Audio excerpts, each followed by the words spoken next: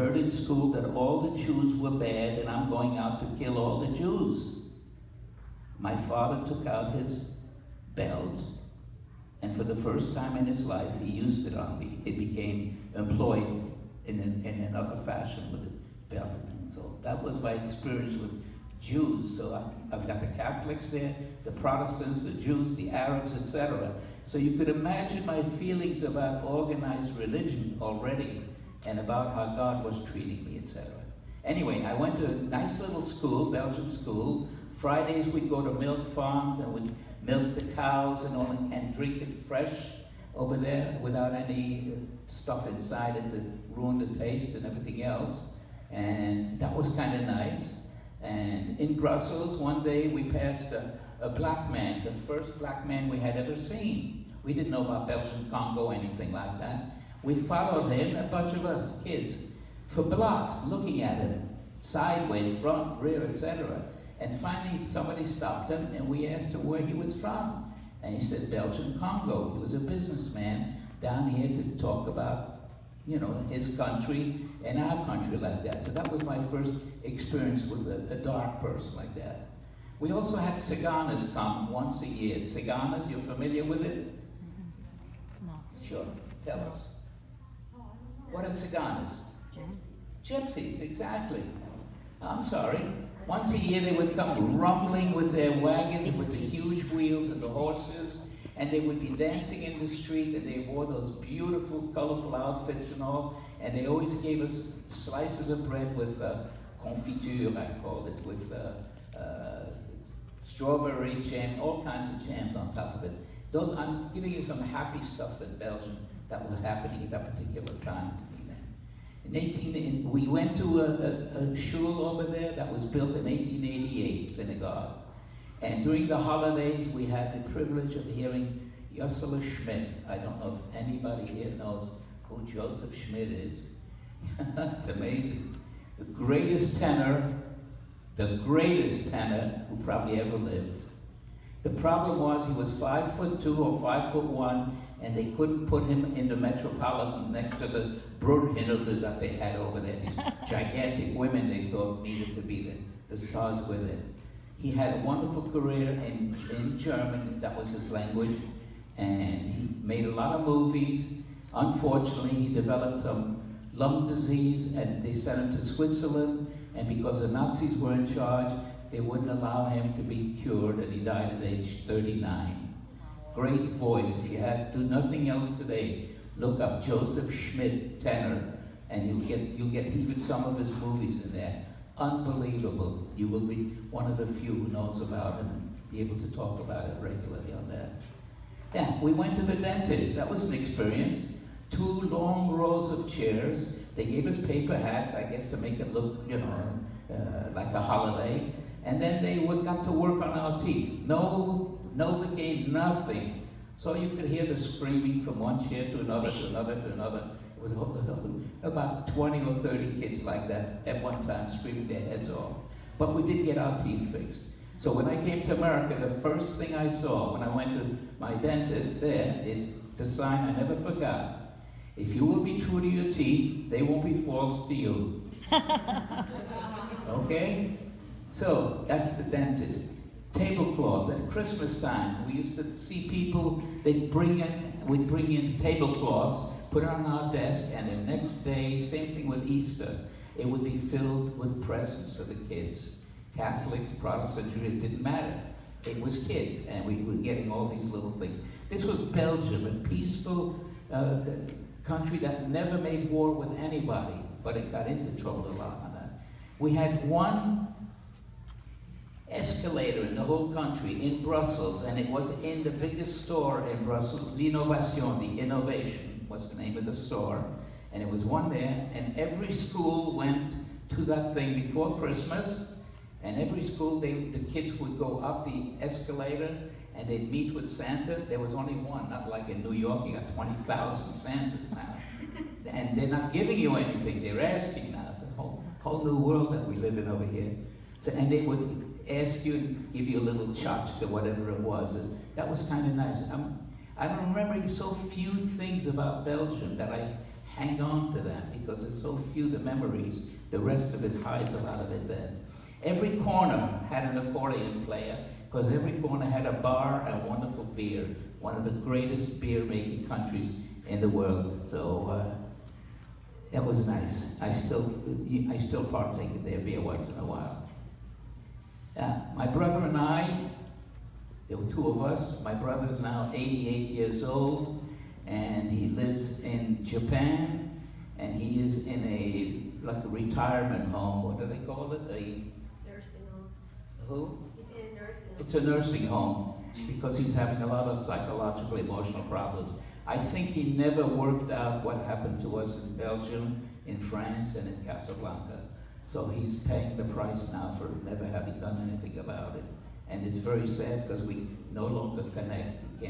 We used to Skype once a week. That's gone now. So he doesn't connect with anything. Anyway, he and I used to share a basin of zinc, made out of zinc. My mother would put in the hot water there Friday night. My brother would go in there and get cleaned up, and then I would go into the dirty water and try to get cleaned up with what was left of it. Fortunately, we didn't have any more kids, to go along with that, or they would really have suffered behind me. So this was kind of the stuff that I remember, all of this. And then we get to May 10th, 1940.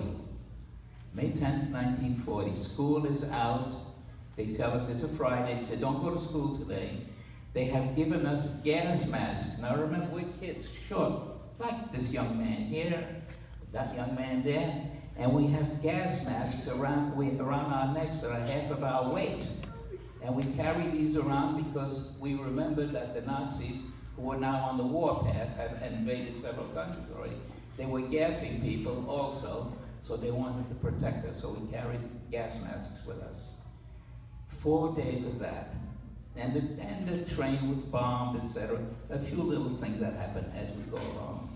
So we leave on the 14th. We go to a train station in Brussels, and I told people in my Jewish audiences that I never saw so many Jews in one place at one time. But we were all trying to escape on the trains to get away from Belgium because they had 3 million troops on the border waiting to cross over into Belgium, which they did on the 14th. That was the day that we ran away. So we got on board, and I gotta tell you something. The nuns were terrific. They helped us to get on board. They helped the handicapped to get on board. They gave us food also. And the food they gave us was canned food. And later on we found out it was canned ham. And we also found out that it was okay to eat because God says, eat anything to sustain yourself, stay alive, anything you want to, but we didn't know at the time. I carried with me a bag, my school bag full of matzah. We had just finished Passover, and that was going to be what we were going to travel with and what we were going to eat. So anyway, we got on board train, and it started to take off, and the bombers came, and they started to drop their bombs. Fortunately, the war was rather young, and they were not very good bombardiers at that time, so they kept missing all the time.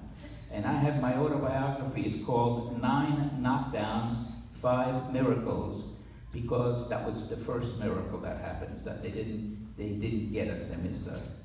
We ended up in France at that particular time. And they bombed us in France, outside of Paris. They wouldn't go into Paris to bomb it. They wanted to save it as a showcase, of how what they had conquered, etc. And from there on, we go down south, and the only thing, by the way, we stopped at one point to go to a railroad siding for 3 days. No food, no water, nothing except the matzah that I had brought. So it seems that the matzah played another role again in saving lives 2,000 years later, whatever it happens to be. So that's all we had at that particular time. No toilet facilities, nothing. You could imagine these young kids saying, what, no bathroom? Where am I going to go? What do you want me to do? We had to do what we could at that particular time. We end up in a little town called Villariès, France. It's on the maps. And over there, it was a nice 2-3 weeks before we had to leave again. Because we found out then that the Nazis were closing the borders, and they were looking to trap all the Jews they could in France. So anyway, while we were there, I developed a liking for geese. There were geese on the farm. Geese is great job. Geese on the farm, and we learned the trick that if you hold your arm out like this, they think it's a stick and they won't bother you. They won't nip at your feet. So we walked around like this here, and that was that. After a rain, it was beautiful to watch because you see thousands of little silvery trails on the ground. Snails were leaving their silvery trails behind them. So that was before I learned to enjoy them. Excuse me, Rabbi.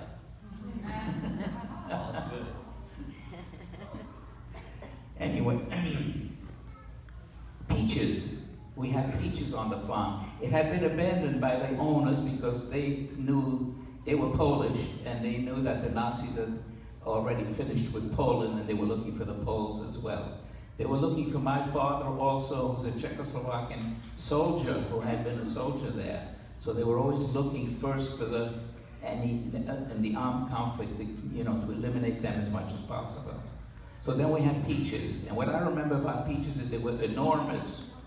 I didn't understand that my hands were tiny, and the peaches were normal size. I thought they were huge, till I came to America and got normal size hands, and all of a sudden the peaches became small.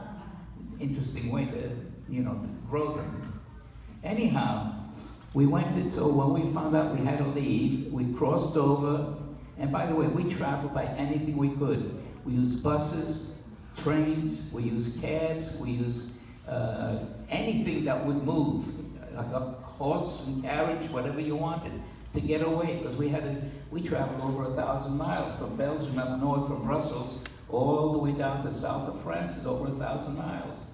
And we still had to worry about the bombers and everything else at the time. So we finally end up in a place called Bayonne. If it were New Jersey, my story would end right here.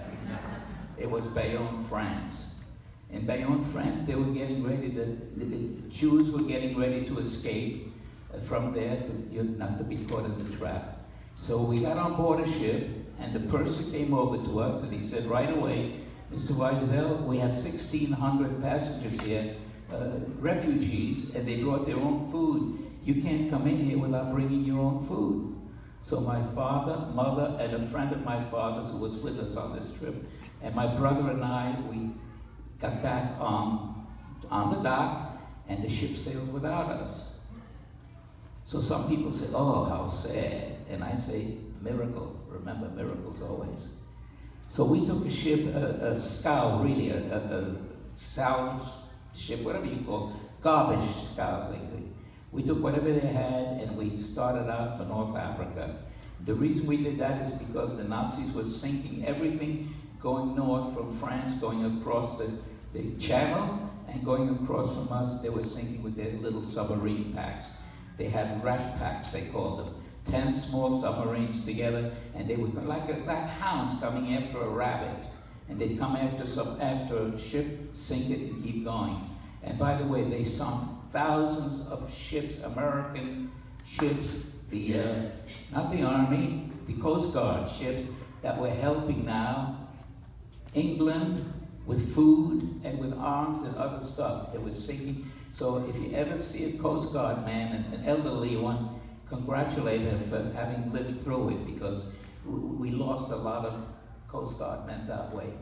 They didn't even carry a pistol with them. They just went to help Europe out of its dilemma at that particular time with that.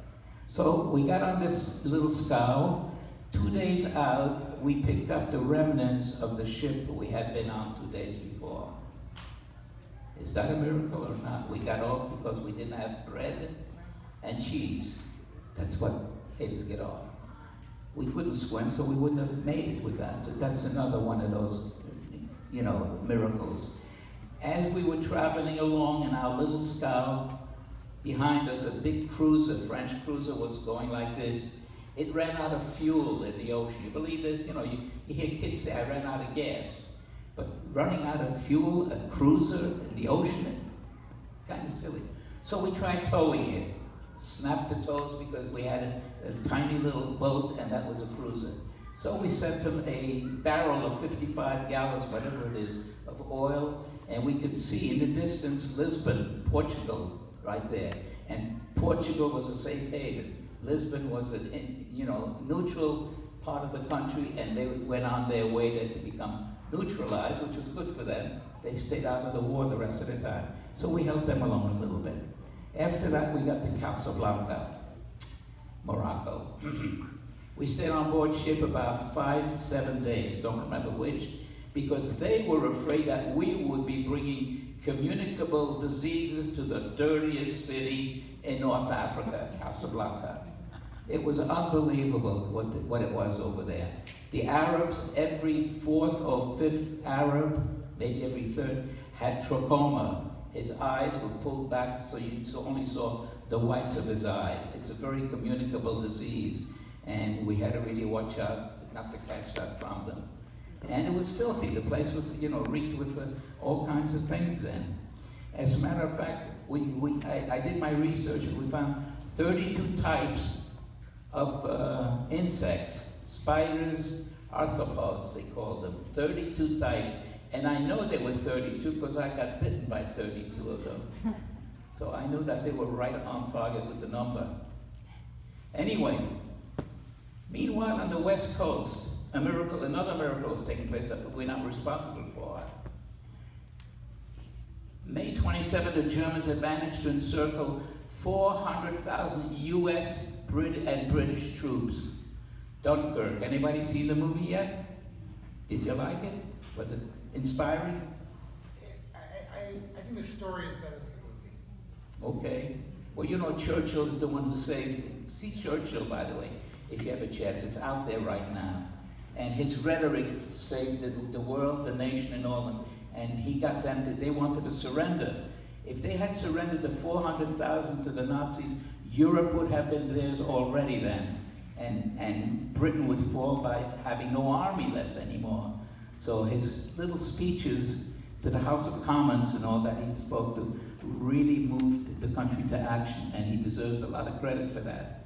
So under the code name Operation Dynamo, the Allies saved 338,000 troops while the air battle went on until June 4th. Messerschmitts versus British Spitfires and Hurricanes. And if you ever studied a little bit more into it, the Spitfires were manned by 16 and 17-year-old pilots. They were taking anything they could, training him practically overnight to go and fight the superior forces of the Nazis. But they did all right, they stopped them. So what happened then? Well, you've all heard of the 10 plagues. Thank you. There's an echo, but she's wonderful. The 10 plagues, I'm sure the rabbi has gone over that. Well, I had more than 10 plagues personally, one person in Casablanca. For example, lice. You just couldn't get away from lice. You're scratching yourself half the time. Locusts, every 17 years, locusts come and eat everything that's in sight. And of course, we fell into the 3 years we were there. The locusts fell in right in for us just when we needed them to finish eating anything was left over there. Mosquitoes, they were powerful, they were big. I tried to arm wrestle one and I lost. Crabs, and they're not the ones that you serve with butter. Larvae in our soups. Think a minute, kids. Think about some of this stuff in your food. Would you go near that food? No, he wouldn't. Anybody would enjoy eating that kind of cuisine? No, huh? It depends. Is it cooked? Pardon? Is it cooked? If it's cooked. Okay. Is it cooked? No, it wasn't cooked. Okay, then I will. I'll have to go back 70 years to find out if it was cooked or not. Good question, though. Okay, then we had larvae in our soup. We had bed bugs. Four of them once tried to lift me off my bed and throw me down so they can fix the sheets. We had grubs in fava beans, and they told me it's good protein, so eat it. This is what we're having. And then food poisoning, fish. My mother's a good cook, but she cooked something, and we had some leftovers, and there were no refrigerators in Castle. We had nothing. We had a little room 8 by 10 maybe, and 4 of us lived in there. So I got sick from it, almost died. 3 weeks later I came out, and I was finally okay from the food poisoning. Went to the beach, was sodomized by a French bully, who then tried to drown me in the Atlantic Ocean because he didn't want me to tell anybody what happened. Luckily, and another miracle, because I didn't know how to swim even, I survived that particular thing. So then we went, an Arab started to teach us Yiddishkeit, Hebrew, and he's the guy who reached across with his cat of 9 tails, and I'm sure at least 8 of his tails got to me. So this is the kind of experience in general. We were always hungry for 2.5 years, my brother and I. My parents were smart. They became the chefs of a group of 40 refugees there, which meant they could sneak a little bit of food underneath the table to my brother and I. So they cheated a little bit. We got a little extra that way. Probably kept us alive. So that's the story about that. During this time, 2.5 years, we moved, think about this with your families now, with your kids and all. We moved 14 times in 2.5 years. And we slept on trains, boats, buses, cars, horse stalls. In Casablanca, they put it in an old circus. And each family got a room with a horse in it. And we had to be very polite to the horse because he was armed better than we were. Anyhow, when we landed on Ellis Island in 1943, I cried, not because we landed there, I was happy that we landed there, but because the Statue of Liberty, the light had been put out, because they didn't want the Nazis to know to be able to enter the harbor and sink the ships as they were there. Because right off Long Island, they were sinking ships regularly. Not many people know this. They were sinking ships right off Long Island. Troop ships, armament troops, whatever they could find over there. All these little groups of 10 like that here. So when I landed on Ellis Island in April 1943, I had more PTSDs than a platoon of Marines. PTSDs, post-traumatic stress disorders, yes, yeah. I forgot something. The bomb. The who? The bomb. The bomb. Oh, the bomb. Oh, yeah. Okay. I got to go back a few steps when the Americans invaded. You should go up and sit next Yeah, the Americans invaded, and we were happy to see them. And they had a ship there, USS Mississippi, I think it was. It lobbed 16-inch shells over Casablanca trying to ruin. We were right near a army camp, 2 blocks away, and they wanted to wreck the army camp so that the troops, usual thing. And one of the bombs of their shells missed and came right in front of my brother and I. Now you got to visualize it. How tall are you, young man? about 4 something. 4 something. I'm looking for 5 something. 5'6"? Those guys over there. Stand up. 5'6". 5'4". Okay, the bombs that they shelled were this tall. They were 16 inches thick, and they weighed 2,800 pounds, which means they were heavier than my car with 4 passengers in it. Thank you, young man. So one of those came right over us. My brother and I, we just watched it come, and it landed in front of us, and then it, like that, slithered away, and it was quiet. Nothing happened. One turn of a screw, and it would have been live, and it would have destroyed 4 blocks, an area of 4 blocks there. It didn't happen. Another miracle. So for years, I tried to look for the person, the man or woman in America who had screwed up by not screwing down that extra quarter of an inch that he needed to make that bomb a live bomb. So that was another miracle. I certainly would call it that. Otherwise, we'd have nothing to talk about over here with this either. Anyhow,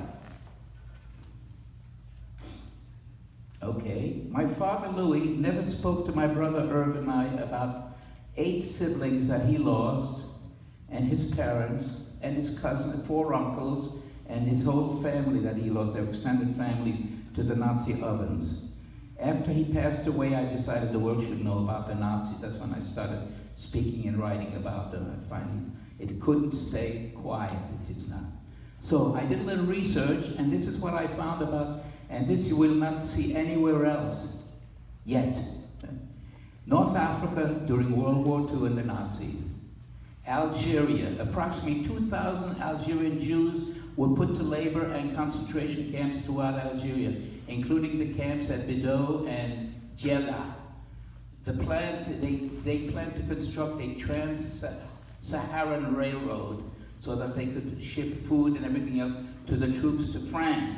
They wanted to go across this way and come down into Europe, work their way up into, it would be past Spain, but back into France again. So, what did they do for that? Prisoners were forced to labor in difficult conditions, performing strenuous work 10 hours each day. They were poorly fed and housed and lived in terrible sanitary conditions. Tortures and atrocities were inflicted by the guards for the slightest breach of the rules. The internees were not treated as human beings. Many died from beatings, outbreaks of typhus, and just exhaustion or hunger even. More died from that. That was in Algeria. Tunisia. Tunisia was the only one of the 3 French North African territories to have direct contact with the German army. The country of Tunisia was occupied by approximately 6 months during the course of the war. Though the German military policy was confused and disorganized at this time, they began to take action against the Jews as early as 2 weeks after their invasion. First, they arrested the leaders of the Jewish community. They ordered 3,000 Jews to be forced to work on fortifications in northern Tunisia. The SS, you know who that is, in charge of the persecution of the Jews, Colonel Walter Rauff. Rauff demanded thousands of Jewish workers, and he demanded that they wear a yellow star on their backs so that they could be identified from a distance and shot in the event they tried to escape. Through the German army, though the German army was accompanied by SS units who came prepared to implement the final solution, the Jews of Tunisia were saved because the fortunes of war favored the Jews. The Germans didn't have time to subject the Jews to the rest of the Jews in Europe. The Jews' situation worsened. Tripoli was in chaos, and the Jewish quarter in Italy was heavily damaged by Allied bombings. Collateral damage, they call that. Isn't that a lovely term? Killing you by accident. Leaving many Jews dead. Some Jews, like the Muslim population, escaped inland. The Jewish community, thank you by the way, for reminding me. The race laws became worse. The Jews in Cyrenaica were sent to concentration camps in Tripoli, and most of the community's workforce was sent to labor camps, where they suffered from racist and oppressive laws that hurt them socially and economically. Morocco, where we were, Morocco was one of the 4 that was not a colony of France, luckily. It was a protectorate, so the laws didn't apply. So although the Germans sent 300 Jews to Dachau and was starting an immigration of the Jews from North Africa there, the Mohammed V, who was the ruler of Morocco, went to the authorities and said, "Don't do that. You leave my Jews alone. We've had Jews in our cabinet for 1,000 years now. Don't touch them. You want them to work on the trains? Okay, but don't you ship anybody anywhere." And he was strong enough to hold that to them, so they let us stay there. So something to be grateful for.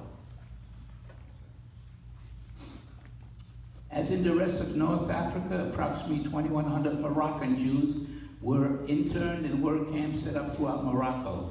The camps were connected with Trans-Saharan Railroad project. Conditions at the camps were horrendous. Many died from hunger, exhaustion, and disease. And the Nazis were beginning to get ready to do the final solution.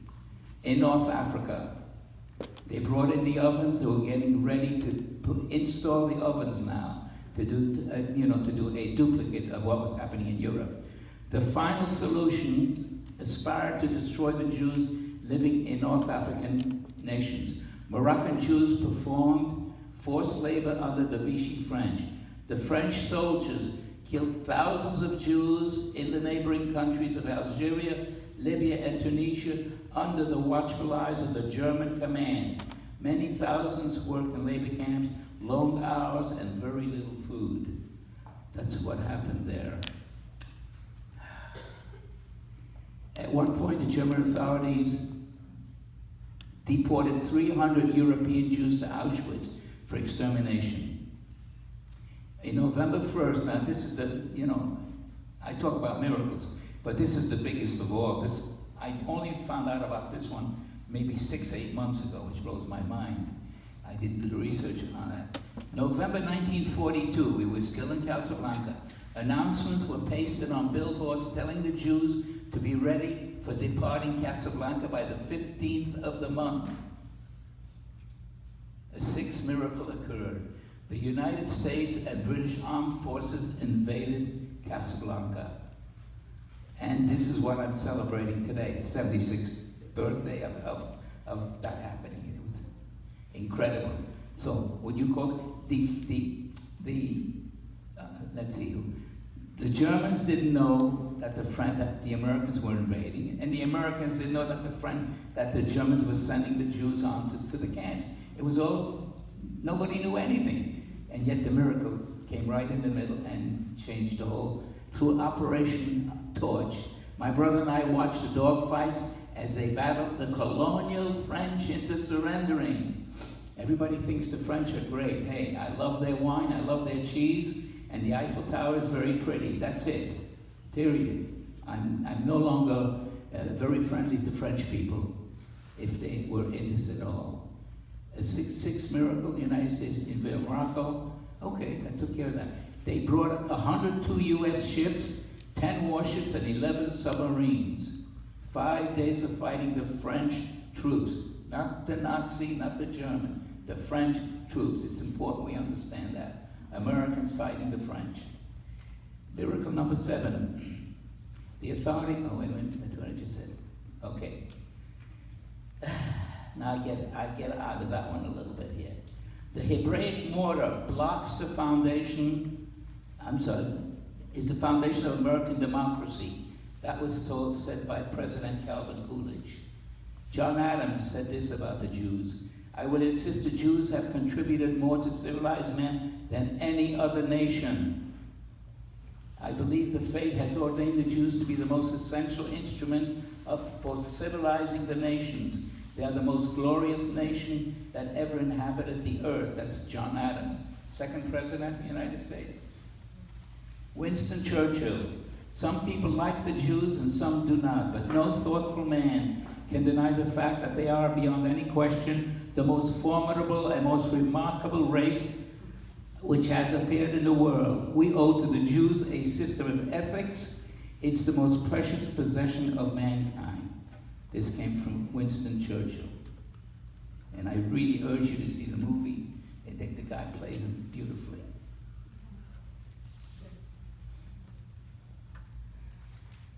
Okay, then I'm reminded of Deuteronomy 14:2. For thou art an holy people unto the Lord thy God, and the Lord hath chosen thee to be a peculiar people unto himself, above all nations that are upon the earth. Bless you. Okay, I think I'd like to take a few questions now if you have them. Sir? During this period of time that you were traveling, what kind of an education were you getting? Great. Can you No repeat the education. Can you repeat the question? Pardon? Can you repeat the question? Because most people Oh, I'm didn't hear sorry. I it. want to know what kind of education I had as a refugee then from age 7.5, from 7 to 10 when I came to America. Zilch, nada, nothing. We didn't get newspapers, we had no radios, we had no cars, we had no means, telephones, no means of communication with the outside world. We were just sitting ducks there, waiting for either the Americans to come or the Nazis to take us away and do the rest. Which is one of the reasons when I came to America and I got out of the service, 4 years in the Air Force, as a very tough job, recreation specialist, very tough. I used to call the bingo games for the ladies. I had to be inventive. They always wanted new types, etc. So, but as soon as I got out into the workforce, finally, I chose Encyclopedia Britannica because it was the knowledge, all the knowledge of the world was in there. I sold Britannica for 4 years, becoming the #1 salesman in America, in the country, of encyclopedias. I went to World Book. I beat out 12,000 salespeople. I was #1 with World Book Encyclopedia because that was the best junior edition, and senior was the Britannica Senior. I covered both. What? Next question.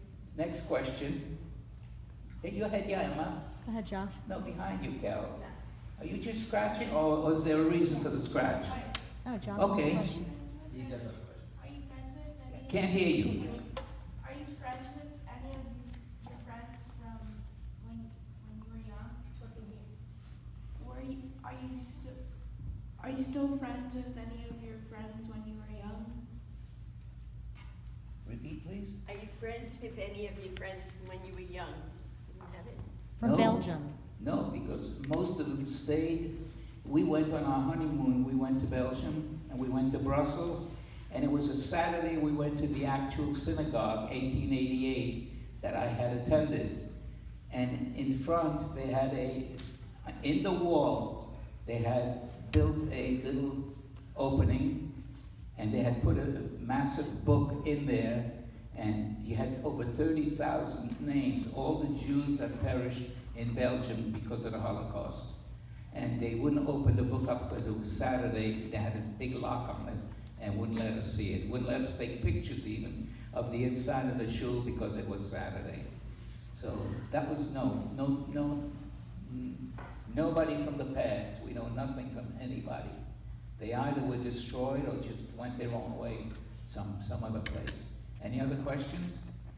Sir? How did you keep, if you did, any of the holidays, the Jewish holidays throughout this whole? Good questions.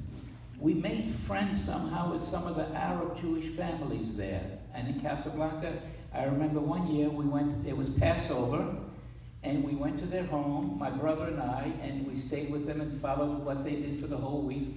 And at the end of the week, they took the afikoman, they went outside where they had a little, again, a hole in the wall. They unlocked it and put the afikoman and locked it away for the next year. So we had some friends. My father also knew a Czechoslovakian, very wealthy businessman there. And he got us boots because we were wearing sandals now. Not because we wanted to, because there was nothing else left. You guys wear them because you want to. The whole world of difference. We had it because there was nothing else. We had sandals with rubber bands around it to keep it from falling off. Be quiet, be quiet. My hearing aid is telling me the battery is dead on that side. So I can only hear half of the conversation from now on. So anyway, any other question? Yes, sir. Did you really understand how much danger you were in, or were your parents able to shield any of the reality from you? I've been to a psychiatrist for 3 years. The only thing he shrunk was my wallet. Truth. I've been to social workers. I went to mental therapy. You name it, and I tried because I do not remember. I remember what happened. I do not remember how I feel about it. When Spielberg came to interview us, my brother and I, not him directly, but one of his representatives, we spent 2.5 hours talking on video about our experiences, and every time they said, well, how did you feel? Don't remember.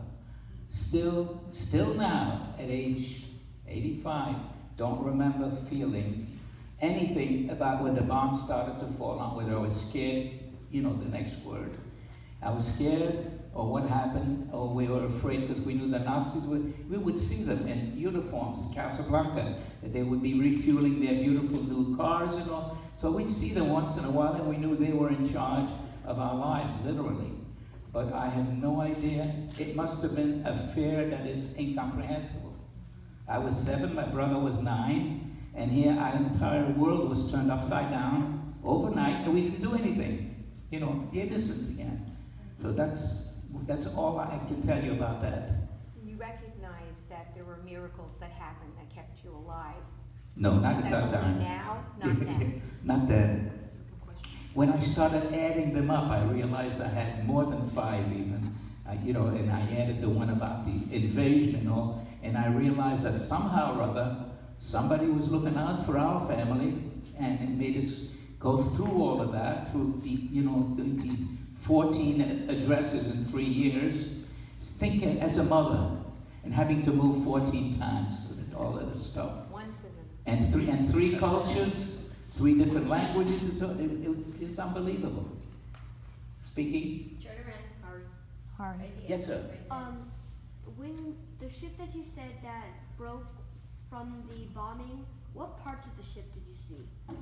I don't know what parts. It was just remnants. It was pieces of a ship. The ship itself had sunk with 1,600 refugees as well as 100 crew members.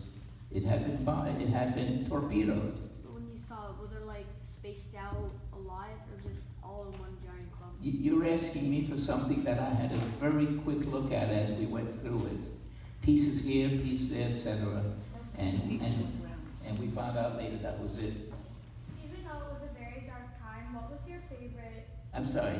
Even though it was a very dark time, what was your favorite place? What was the most beautiful place that you saw? My favorite place is probably Brussels. It's a beautiful little town, old, quaint, makes wonderful chocolate, makes wonderful beer. And by the way, they cheat, man, they cheat. You gotta watch them. I used to buy a 6-pack of their favorite Stella d'Oro or something like that, beer. Stella. And then one day I took a 6-pack home and I said, it feels light. I wonder if there's a bottle missing. No. They had not changed the price of it, but from 12 ounces they went down to 11 ounces, the bottles. So that's how they cheated us, keeping the price high. Just a little side. They still do that. Okay, you talk about miracles, but I'm going to refer, Rabbi, you always said that you don't believe in coincidence.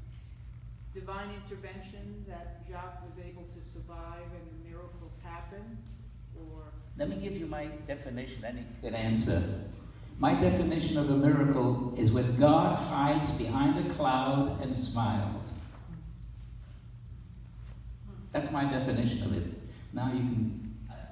When it comes to the atrocities of World War II, there's a Hebrew expression called Hester Panim, where God was so disgusted by the horrors of the Nazis and the inability of the world to react that God withdrew. So I don't see that. I think it was miraculous that people survived. Your strength, your courage, your determination, whatever it was that got you through. But yes, we can say it's a miracle, but I think the rules of spirituality that I often play with were not the rules of spirituality back then. It was pure evil in action. Messed with everything. Harrison, can we let Harrison answer? Okay. Go ahead, Harrison, go ahead. If we had the super weapon that Loud, we have, please, I'm only working. Loud if we and had the super weapon that we have today, do you think we would be able to defeat the Nazis faster? I'm sorry. If we have the super weapon that we had today, would we be able to defeat the Nazis faster? Do you think? Somebody repeat that. Super for me. weapons. If you had back then, if they had the weapons that we have No, now, the super Oh, yeah. weapon. the super weapon. 2 super weapons. Oh, the Germans were working on the weapons. They had the first jet engines and all. Not Jet yet. planes. No, super. The super weapons. The super Of weapons. Nazis yelling and butt jokes. The 2 super weapons of the world now can make anything change. Okay, and what is your point with the 2 weapons? With our technology, the technology we have today, Yeah. Nothing militarily, compared to butt jokes and obnoxious yelling. Not technology, butt jokes and obnoxious yelling are the 2 super weapons. okay, we're not gonna go there. No, we're not going there. could we defeat evil like the Nazis better today than we could back then? Yeah, of course. Probably not, because our mindset is not right. We have the weapons, but not the We mindset. advance through the day. Yes, sir. So everything you went Wow, through, wow. everything you went through at this time, how did you and your family maintain your faith in Judaism? Like, how did you not just say, that's it, we're not Jewish, we're I out don't of know. this? My father, he was a humble blue-collar worker all his life. We came to America, which is an interesting point, because the next day that we came, first we were interviewed by the forward. I had the picture of my brother and I and my mother. And my father was already at work the next day, and my mother the next day signed up for English lessons. This was what are they doing nowadays? Right away they go to the welfare offices, and then they want their social security cards, and they don't want to do it, they don't want to learn a language, and it's disgusting. I find it disgusting that they've let America, all of a sudden, all the signs in Spanish, and I have nothing against Spaniards, but they don't belong there. The signs don't belong there. This is America, and I like to keep it that way and remember it as a leader in World War II, as a world leader, which is what somebody's trying to do now, and people are trying to stop her. Yes? What language did you speak originally? Spoke French, Yiddish, and a little bit of Dutch, because you learn both languages in Belgium. You had to learn both languages. And then I picked up a little bit of the just garbage of Arabic, just probably the dirty stuff. I don't know. So yeah, and I'm a linguist. No, I'm known. People never recognize an accent. My brother, they spot right away. They don't spot it in me. I managed to work hard on my English. Yes. Yes. Karina. Speak up now. I'm listening with one ear. I can speak loud. I wanted to know if, you were little, so I don't know if you remember, but how did your parents manage to get money here and there to be able to travel so Good long? question. We didn't. Whatever my father had put away, used in France, when there were refugees, and there were a lot of people who wanted to help in different cities. And when they heard a train was on its way, they probably came over and offered whatever help they could. But somehow or other, it's a good question. We never had any money to talk. I never saw money exchange.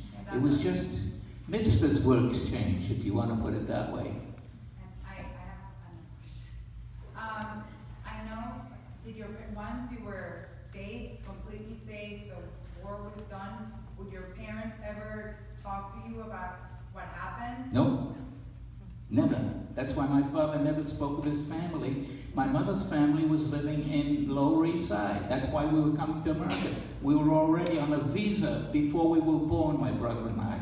We were on visas to come to America because my grandfather was pulling in his children one after another. As soon as he had enough money, they came over. So 3 sisters and a brother came over that way. And my mother was the last one to come. And it took a war to get us over here. Well, Man, do you have children? not to speak of. Oh, that you know about, okay. He had 4 grandchildren. 4 grandchildren, which I love dearly. If I had known how much fun they were, I would have had them sooner. First instead of the. Yes. Do they know about your history? Do you tell them your story? Do they know your story? They know. They do know the story. They're not that interested. One of them wrote a book report on his book. That's good. I went through an experience without having gone through anything that you did, but when I went to Yad Vashem, I stopped believing in God. And then I gave birth to my first child, and I looked at her face, and I had the same experience as you described of looking in her face and saying, that's where God is. And from then on, it came back, and I'm sure other people have experienced it as well. I just wondered, when was that moment, after going through such horrible tragedy, that you recognized God was in your life? No idea. No idea. whether he was hiding in my subconscious or Use your mic. I have no idea. He could have been hiding, in the Netherlands of my brain, just as I don't remember any of the horrible things that happened, but I don't remember any of them. It's interesting. Yes?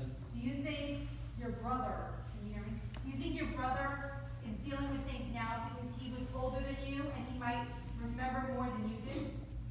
Well, I have a theory about him that he, unlike me, did not spend a penny or time even to open up his past. He became a soldier, American soldier, served 21 years, and then he went to Japan. He married a Japanese woman, a real nice lady, and they lived over there. He still lives over there now by himself. But he never talked about the war. He wouldn't tell me his experiences. He served in 5 war zones. He was an interpreter. He was at the Berlin Wall. All kinds of. It would make a great book, and he never spoke a word about it to me. I couldn't get him to loosen up on that. He knew I was writing. He saw my work and all. It didn't motivate him to do anything. He wanted to forget, I guess. But he forgot that forgetting here is not forgetting there, and that's where it hurts. That's where it builds up. I had to get rid of so many critics. I used to get in trouble all the time. My autobiography only tells a few of the stuff that I went through that I did. I was not a nice person to be around. I was angry. I was full of hate. Yeah, I did have feelings about God letting me down with the Arab, with the Catholic, and with the Jew, and all. So this is what God is all about? I don't need this. Thank you. But I don't know when I remember that there is something. I did a lot of research. I've done a lot of work in psychology, read a lot of the books and all, and I do one-on-one coaching very successfully because of my experiences and all. So whether it's in salesmanship or just a family thing, I'm very adept at that, and it's a gift that I have now, but I paid my price. I paid, the dues for it, without going to college for a day. Yes, anybody? Yes? No, okay. Anybody else? Sir. Yeah, in your travels in different countries, did you find any place that you felt that country basically accepted Jewish people as human beings, or was it a universal hatred of the Jews everywhere you went? Well, in France it was not universal, it was national hatred for the Jews. Still is. And yes, still is. Yeah, unfortunately.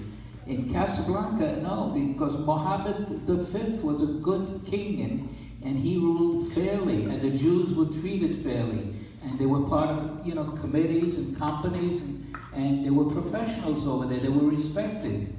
So in Morocco, I can't say anything against that. It's just living under the cloud that the Nazis could say at any time, pack up and go, which they did at one point. You're going straight to the camps from here, that we lived under that umbrella of fear all the time, because we knew they could do it in one day. They could do it. Sir. What could we tell these young people that are here today that can't even imagine, as us adults can't even imagine something like this happening today? What could they do to look for signs of this ever happening again? Are there things that they could do in their own personal lives now to make sure that this never happens again? Well, one of the things is I've been asked to give a talk on Israel and my life. Even though I went there 3 times, but I'm tied into it because my father's buried there and one of my aunts is buried there. But the only thing is, Jews can only lead by example. And when I read off what the Jews have done in the 70 years, it is unbelievable. And the fact that they have 22% of all the Nobel Prizes is uncanny. They are 1/10 of 1% of the population of the world, and they have 22% of education. And I tell people it's not because we Jews were born smarter than others. We're born with the same potential. It's what's done with us by our parents, by our schools, and everything else that changes, makes changes. And you know, I was smiling because I remembered when I said we're all born with all the knowledge we'll ever need. And I'm reminded because I learned in the yeshiva that just before you die, that the second that you die, an angel comes down and touches you right here, and you forget everything, all the knowledge of the world. It's when you're born. When you're born. Yeah, Before you're when you're born, born. you said die. Oh, I'm sorry. Yeah, when you're born. When you're born, yeah, okay. When you're born, he touches you here, and you forget everything. So I have a feeling sometimes that he missed by half a finger. Because I was born with an infinite amount of knowledge, thank God, and I keep on adding to it, adding, and sharing whatever I can anyway. But the best way we can change the world is leading by example. Nothing else works. Leading by example. Be an example of what you think it should be like, people should be like. Yes, sir? When did you realize all this, like in Europe and stuff like that with the ovens and how bad it really was? When did you know that? Were you like much older? Yeah, when I came to America, I did some studying on it later. We knew nothing. We didn't know that my father disappeared every day. We didn't know. He didn't tell us where he was going. And I have a feeling now that he went to work on the Trans-Sahara Railroad, where they had, because he used to come home 10 hours later, 12 hours later, dirty, dragging, sweaty and all, and he wouldn't talk about it, just like he wouldn't talk about his family disappearing. So you had to guess to a lot of stuff. But our main worry was, are we going to live tomorrow or not? Are we going to do anything today or tomorrow? Or where do we get our next meal from? That was very important, always. Yes?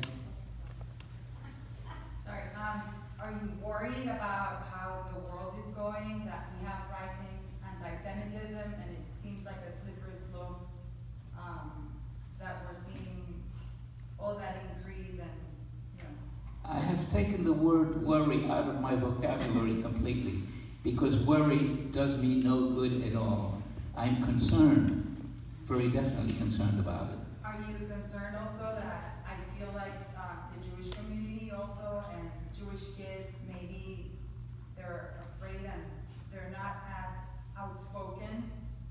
Let's say kids in universities or people that could carry the word, or at least, advocate and teach the world what really goes on instead of retreating to a shell. Well, I'm an advocate of having a healthy self-esteem, because at the bottom of every problem we run into is a low self-esteem, a problematic one. Whether we got it from family, or we got it from school, or from friends or neighbors, etc. The best thing we could do is educate the kids to develop a healthy self-esteem, to talk about the accomplishments the Jewish people have made to the world, in medicine, especially in those fields.